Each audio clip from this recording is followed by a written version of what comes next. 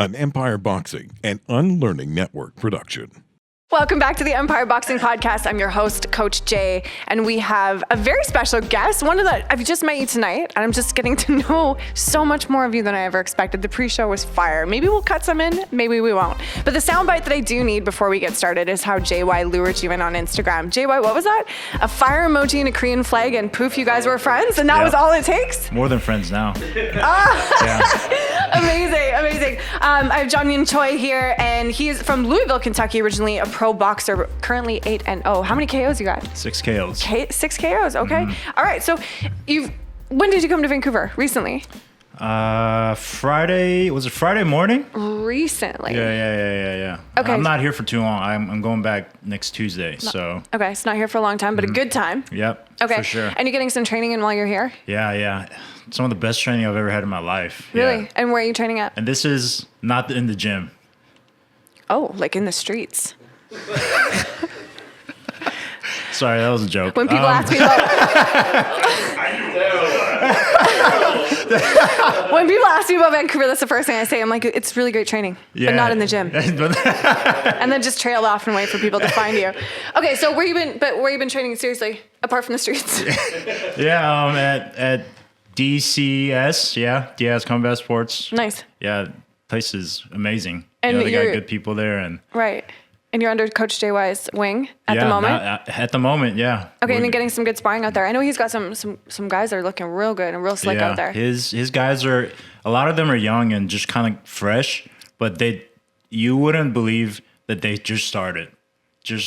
They just look so good and sharp. Now, every time I go in there and I'm watching some of the sparring, I'm just like, I remember that kid from the other DCS across the street and like green. And I'm like looking at this kid, I'm going, oh my God, it's not the same guy. So props to Coach JY and what he's doing over there, what he's building. So how did boxing come into your life? Boxing, man. A lot of people ask me that question because they look at me, they don't really see a boxer in me. But what I tell them is... I saw Street Fighter instantly, but go on. Go on. But what I tell them is like I didn't choose a sport. The sport chose you. Chose me. Yeah. And it just kind of like something about boxing, the discipline. You know, I love cool things that makes you look cool. Word. And half of the stuff that I do, you know, I try to look cool in it, but boxing, man, it's just there's so much. How do you say this in English? It's mediocre. There's a lot of attractive things. Yes, it's aesthetic. Yeah, absolutely it is. Just two guys, you know, just banging it out. Wait, hold up. You know, guys, no shirt. You know, they already got pants on. But it's just like blood, sweat, tears, and you know, a lot of fighters will tell you boxing is like it's like living a life. It's like the struggles and like the hardship. You face all that in 3 minutes in the ring against the other guy, and it's just so beautiful. And it's just when I started boxing. That's just what I want to like achieve. Just be in there and experience that, and not a lot of people will get to experience that, you know. And it's just being able to do that. It's just so fortunate that I can. So who brought you box? Like, did you have a role model or someone in your life at an early age that was doing boxing? How did it first catch a glimpse? I think a lot of people kind of start out boxing in their backyard. Right. Okay. Yeah. So one day, me and my friend, we just bought some gloves, right? Right. We have Dick's Sporting Goods. Okay. And I don't know if you guys have that here, but it's a big like sporting like chain store. We went there, Dick's. Right. Yeah, we got a big one. But we bought gloves, you know, and we went back to my house, you know, in our living room. All right, we just put our gloves on. All right, we're just gonna hit each other, all right? I love boys, hey? Like, said no girl ever. Just put these on, let's hit each other. Okay, yeah, good. And that was it. From there on, we just had so much fun. It became like this weekend fight club thing with a bunch of like young guys just hitting each other at midnight. And then slowly, like, the guys started tapering off. But I was like, hey, man, I really like this. I wonder if there's any gym around like that I can actually like go and learn and just learn like the actual art of boxing. So, I go on Google and just type boxing gym. And I was so lucky, like 5 minutes from my house. Oh, wow. Yeah, there's an MMA gym with the boxing program. And that is where I met my first coach, Abdul Jarvis. And he actually passed away from cancer a couple weeks ago. Oh. Yeah, so I'm sorry. he passed away on the day of my weigh-ins or my last fight. Oh, wow. So, but that fight, my last fight, it just meant so much more. And it was a special night because I won by KO. Wow. Yeah. Amazing. So you met your first coach. The gym was 5 minutes away from home. You walked into a little slice of heaven. What was it like? Did you have any amateur experience? How many fights did you have? Like, what was that moment from the, like, I walked in the gym for the first time to, okay, I'm going to step in the ring for the first time. Yeah.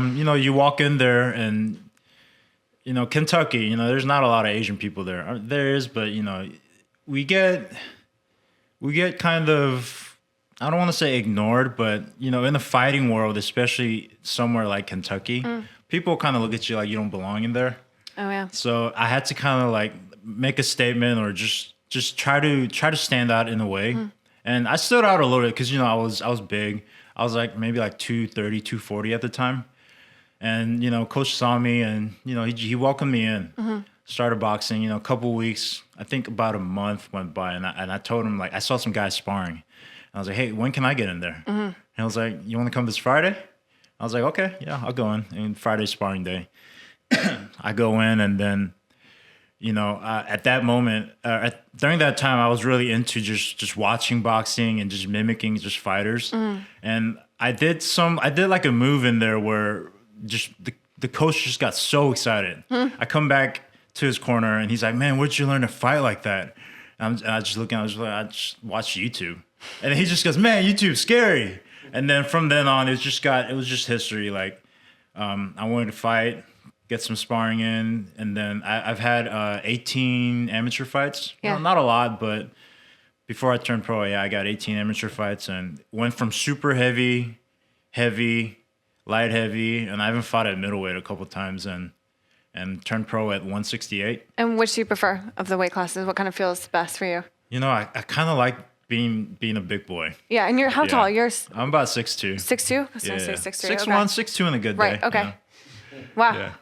Okay, so when you say you were watching boxing and you were kind of mimicking and emulating, that's definitely a visual kinesthetic kind of learner, right? Who was it that you were watching that inspired you? Oh, man. Muhammad Ali. Yeah? Muhammad Ali. Was that the move you pulled off in front of the coach for the first time?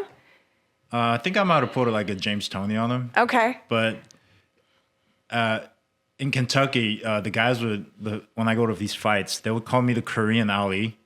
Because the way how I would kind of like move around the ring with his little steps. Putting some respect on your name early? Okay. A little bit. I got a funny story, actually. Hit us. It was one of the amateur matches, and I got him in this corner, right? And I was giving it to him. And I was like, all right, this is where I pull the shuffle, right? And all right, this is it. So I pulled the shuffle, but I didn't realize how tired my legs were. And if I'll show you a video later, I might still have it, but it just looks like clip it in. Okay, we'll clip it in. It just looks like my legs are just like I don't know what it was. It just looked like I look like a squid, just going like that. My body's. And then after that, I was like, I should not have done that. So that was yeah. But that didn't deter you. You continued on. I still won that fight, but. And okay, so let's go back to, you had a really monumentous, last fight with what it meant to you and sort of commemorating the honor of your former coach. Yeah. But your first fight, walk us through that whole experience. First pro fight? Yeah, from, backstage to your ring walk to stepping through the ropes as a pro the first time. Oh,